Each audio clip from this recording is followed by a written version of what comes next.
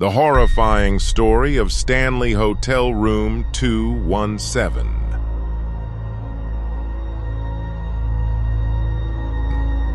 The Stanley Hotel stood like a crown jewel among the Rocky Mountains, its white facade gleaming under the Colorado sun.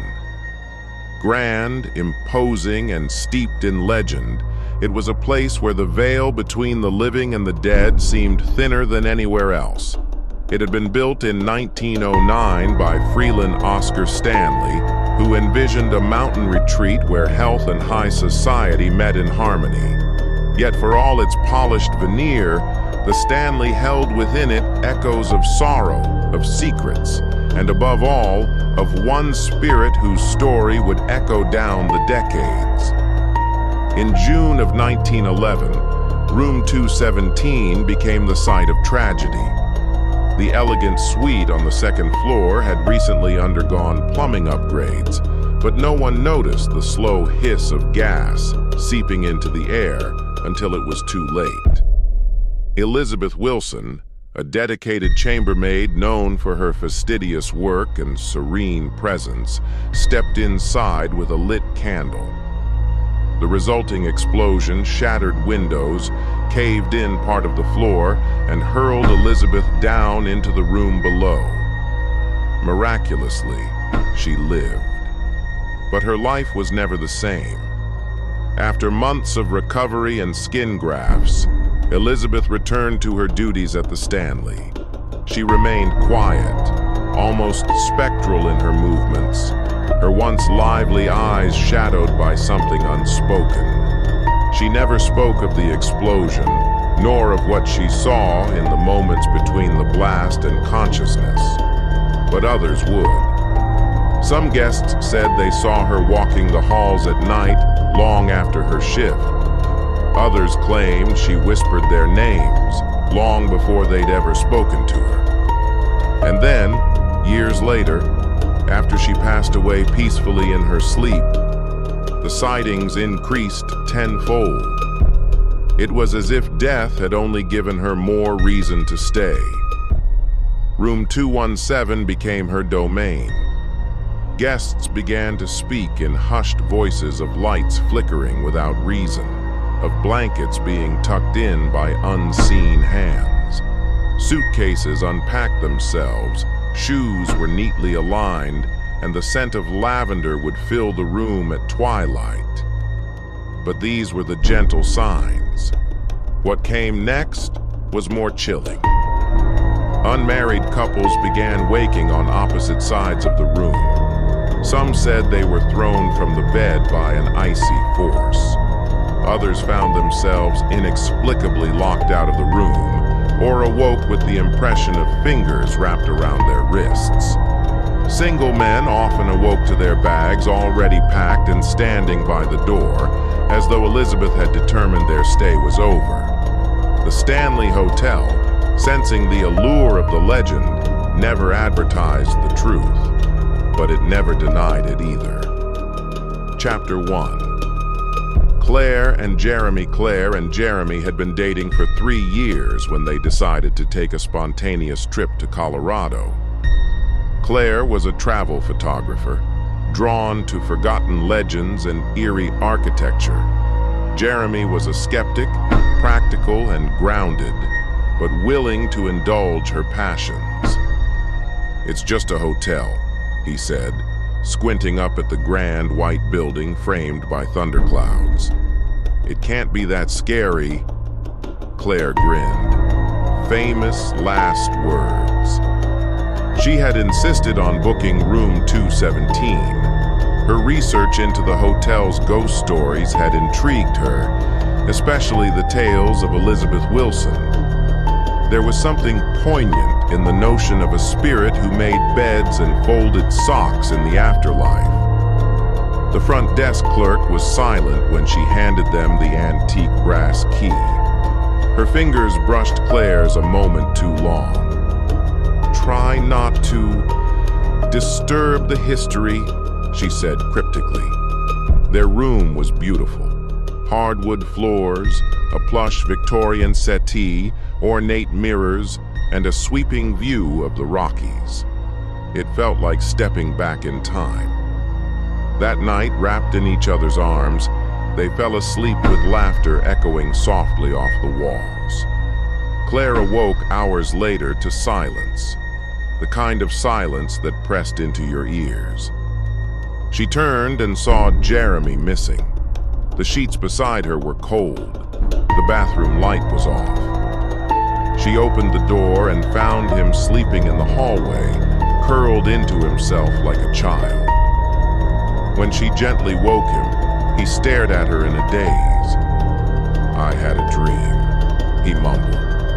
She was standing at the foot of the bed. She didn't want me there. Claire laughed nervously, but her skin prickled. A breeze she couldn't explain stirred her hair. That was only the beginning. Chapter 2. The second night. The next day, they shook it off. Claire reviewed the photos she had taken the day before, but noticed a handful of strange ones she hadn't taken. Blurred images of the mirror, the bed, the hallway. All time-stamped at 3:17 a.m. "Glitch," Jeremy said. They spent the day exploring Estes Park, but a tension lingered between them. That night, Claire set up her tripod with her best camera, trained directly on the mirror. As the night wore on, an unnatural cold fell over the room. Claire fell asleep facing Jeremy, but awoke moments later on the floor, gasping. Jeremy snored lightly in the bed above her. The next morning, the camera had captured over 200 images. In one, a translucent woman in a high-collared blouse stood in the mirror, staring back at the lens. Chapter 3. A haunting intensifies. That day, Claire reached out to a paranormal investigator, Marcus Vale, whose documentaries she had admired. Within 2 weeks, they returned together to the Stanley. Jeremy, unsettled, chose to remain home. Marcus brought state-of-the-art gear: motion sensors, EMF readers, thermal scanners, and a new spirit box prototype. That night, the room was heavy with expectancy. Even the air seemed to buzz. At 2:43 a.m., the spirit box began to emit a low static, followed by a burst of words. "Elizabeth, alone, don't belong." Marcus leaned in. "Elizabeth Wilson, are you with us?" "Yes." Claire felt something brush past her. The scent of lilacs flooded the room. Her voice trembled as she asked, "Do you want us to leave?" "Only him." Marcus looked shocked. Moments later, a loud crash sent them both scrambling. The armoire had toppled over, its contents undisturbed. They left before dawn. Chapter 3. A haunting intensifies. That day, Claire reached out to a paranormal investigator, Marcus Vale, whose documentaries she had admired. Within 2 weeks, they returned together to the Stanley. Jeremy, unsettled, chose to remain home. Marcus brought state-of-the-art gear: motion sensors, EMF readers, thermal scanners, and a new spirit box prototype. That night, the room was heavy with expectancy. Even the air seemed to buzz. At 2:43 a.m., the spirit box began to emit a low static, followed by a burst of words. "Elizabeth, alone, don't belong." Marcus leaned in. "Elizabeth Wilson, are you with us?" "Yes." Claire felt something brush past her. The scent of lilacs flooded the room. Her voice trembled as she asked, "Do you want us to leave?" "Only him." Marcus looked shocked. Moments later, a loud crash sent them both scrambling. The armoire had toppled over, its contents undisturbed. They left before dawn. Chapter 4. Uncovering Elizabeth. Claire couldn't let it go. She dug deeper, combing through town records, newspaper clippings, and handwritten notes from former hotel workers. One entry from 1908 caught her eye. A short engagement announcement between Elizabeth Wilson and a guest named Charles Wyndham. No wedding followed. The man disappeared without a trace. Further rumors hinted Elizabeth may have been pregnant, dismissed by the hotel management in disgrace, then quietly rehired after a mysterious stillbirth. Could heartbreak have rooted her soul in room 217? Claire returned one final time, bringing white roses and an old lullaby music box. She lit a candle and stood in silence. "You were loved," she whispered. "You mattered. You deserve peace." A wind swept through the room, though the windows were closed. The candle flared. The music box began to play. Claire felt a soft, unmistakable pressure on her hand, as if someone had taken it. A voice, just above a whisper, spoke. "Thank you." Epilogue. Room 217. Today. Room 217 is never unoccupied. Guests flock to it, hoping for a glimpse of Elizabeth. The hotel still does not publicize her story, but they never deny it either. Flowers appear without cause. Suitcases are packed by invisible hands. Lights dim at 3:17 a.m. sharp. And still, unmarried lovers are found separated by dawn. But some come for more than scares. An elderly widow once stayed a week, writing letters to her late husband. On her final morning, she found her letters gone, replaced by a single white rose and a note that read, "He waits for you." Some spirits are trapped in anguish. Others, like Elizabeth Wilson, linger out of devotion, duty, and something very close to love. Room 217 waits still, for the lonely, for the grieving, for the faithful, and always for those brave enough to knock and gentle enough to listen.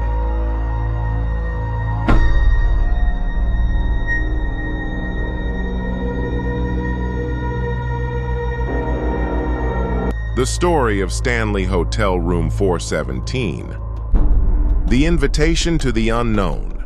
The story begins with Sarah Bennett, a 28-year-old paranormal investigator and YouTube content creator with a modest but loyal following. Sarah's channel, Echoes of the Unknown, specializes in exploring haunted locations, blending skepticism with an open mind. She's not one for theatrics. She's after the truth. When a viewer tips her off about room 418 at the Willow Creek Inn, Sarah can't resist. The email describes flickering lights, moving objects, and blankets being ripped off guests in the night. Most intriguingly, it mentions 8 ghost children who seem to play games with anyone who stays in the room. Sarah to camera. "Guys, I just got a tip about the Willow Creek Inn, a place that's been on my radar for a while. Room 418 is supposedly haunted by 8 ghost children. I've heard stories of playful spirits before, but this one feels different. There's something about the number 8 that's sticking with me. So I'm packing up and we're heading to Willow Creek to spend the night in room 418. Let's see if these kids want to play." Sarah arrives at the Willow Creek Inn on a foggy autumn evening. The inn is a 3-story Victorian building, its faded paint and ivy-covered walls giving it an air of timeless mystery. The lobby smells of old wood and lavender, and the innkeeper, Mrs. Clara Hawthorne, greets Sarah with a warm but cautious smile. Clara, a woman in her late 60s with silver hair and sharp eyes, seems hesitant when Sarah mentions room number 418. "Clara, you sure you want that room, dear? Most folks don't last the night. It's not dangerous, mind you, but those children, they're restless. They like to play." Sarah, "That's exactly why I'm here. I want to meet them." Clara's smile tightens. but she hands over the key, a heavy, old-fashioned one with 418 etched into it. She warns Sarah to keep the door locked and to respect the children's games. Sarah nods, intrigued but undeterred, and heads to the third floor. The first night room, 418, is surprisingly cozy, with floral wallpaper, a 4-poster bed, and a small desk cluttered with old books. A single window overlooks the foggy woods beyond. Sarah sets up her equipment, a night vision camera, an EMF meter, a voice recorder, and motion sensors. She also places a small toy, a red rubber ball, on the desk as an offering, hoping to entice the spirits. Sarah: "If there are kids here, they might like something to play with. This ball's my invitation. Let's see if they take the bait." As night falls, Sarah settles in, keeping her camera rolling. The first few hours are quiet, but around midnight, the EMF meter spikes. The air grows heavy, and Sarah feels a chill that wasn't there before. Then the red ball rolls off the desk, landing with a soft thud on the carpet. Sarah, whispering, "Okay, that's a start. Who's here? Want to play a game?" The lights flicker, casting eerie shadows on the walls. Sarah's breath catches as she hears a faint giggle, a child's voice, unmistakably playful. She picks up the ball and places it back on the desk, challenging the spirits to move it again. This time it doesn't just roll, it flies across the room, bouncing off the wall. Sarah: "Whoa! Okay, you're here. Let's keep going. What else can you do?" Over the next hour, the activity escalates. Hangers in the closet sway gently, clinking against each other. The curtains flutter despite the closed window.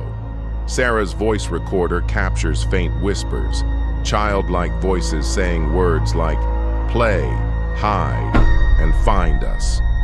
The motion sensors go off repeatedly, detecting movement in empty corners of the room. Sarah is thrilled but cautious, sensing the spirits are testing her. Sarah was no stranger to the paranormal, but room number 418 was unlike anything she'd encountered. The children weren't malicious. They were playful, almost desperate for attention. But why were they here? And why 8 of them?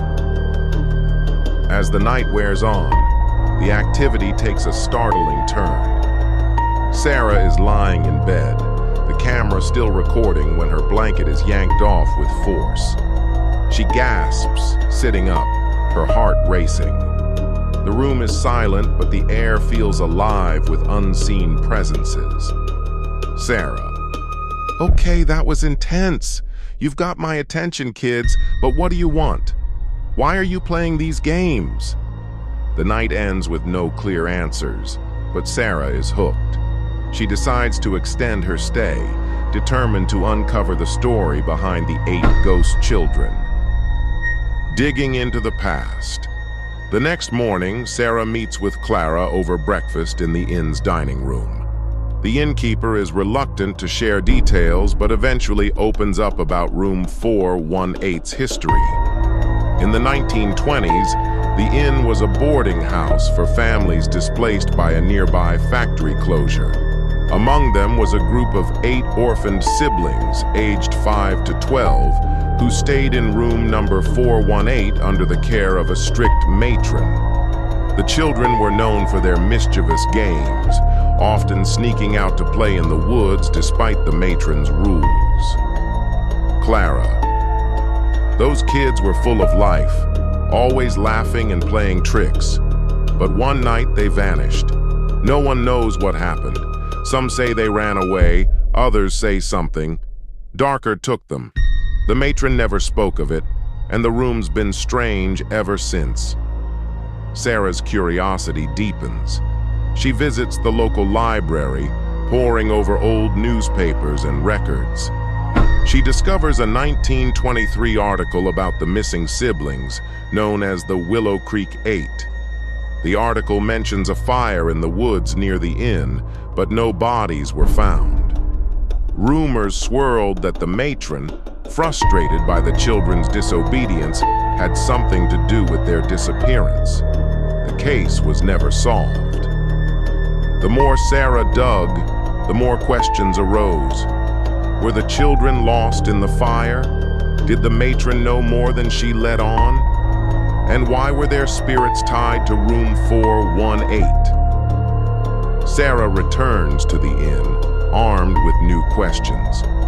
She decides to try a different approach, a spirit communication session using a Ouija board. She sets up in room number 418, lighting candles and placing the red ball in the center of the board as a focal point.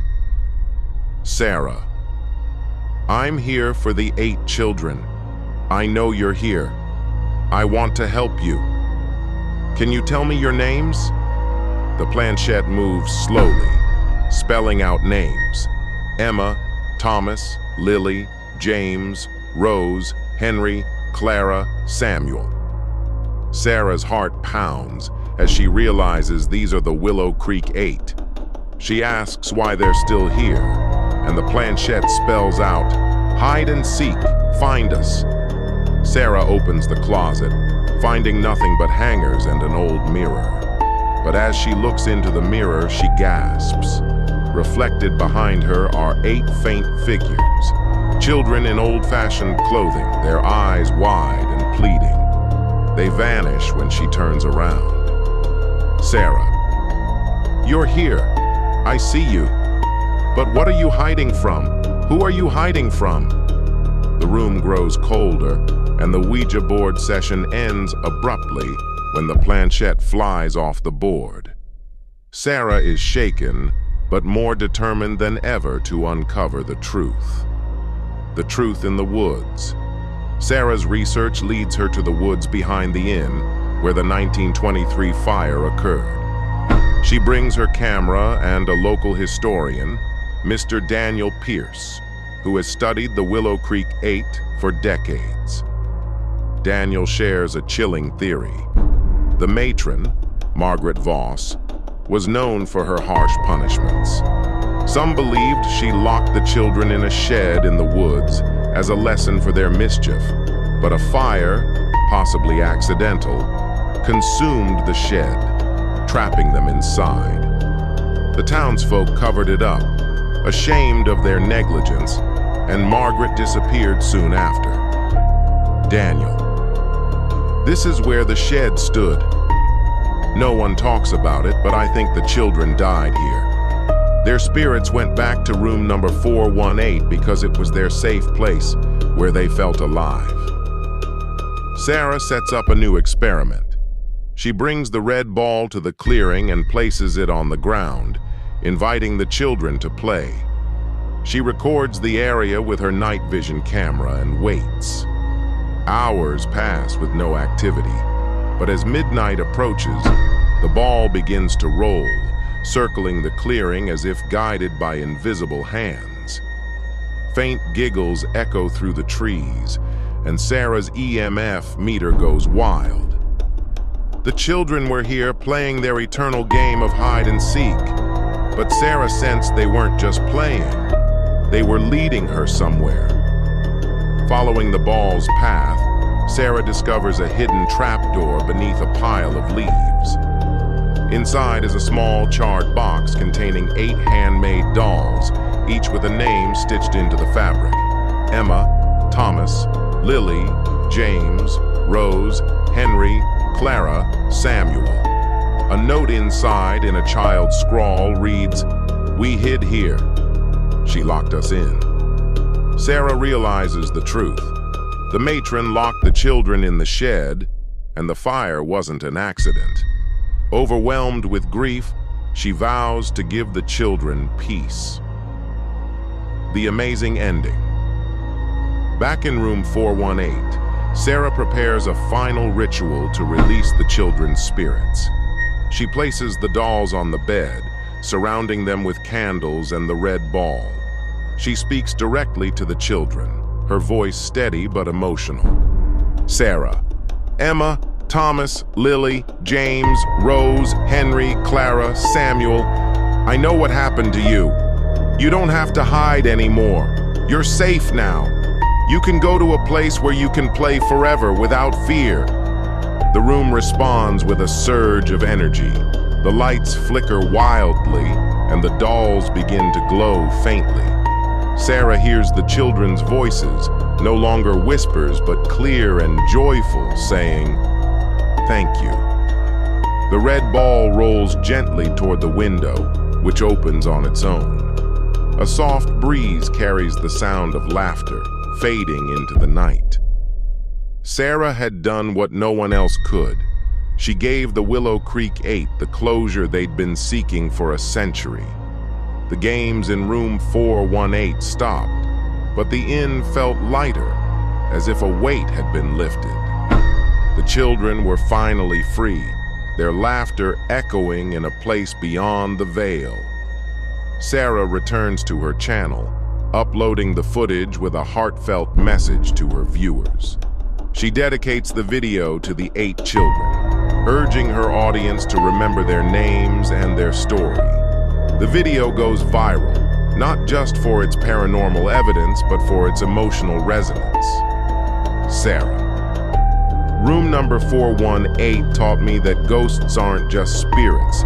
They're stories waiting to be told. These kids just wanted someone to find them, to listen. And now, they're at peace. Thank you for joining me on this journey. Let's keep seeking the truth, together. Guys, if you want to hear more real incident horrifying story, who give you a scariest feeling you had never been feeling ever, so guys, subscribe and share this channel and also like it.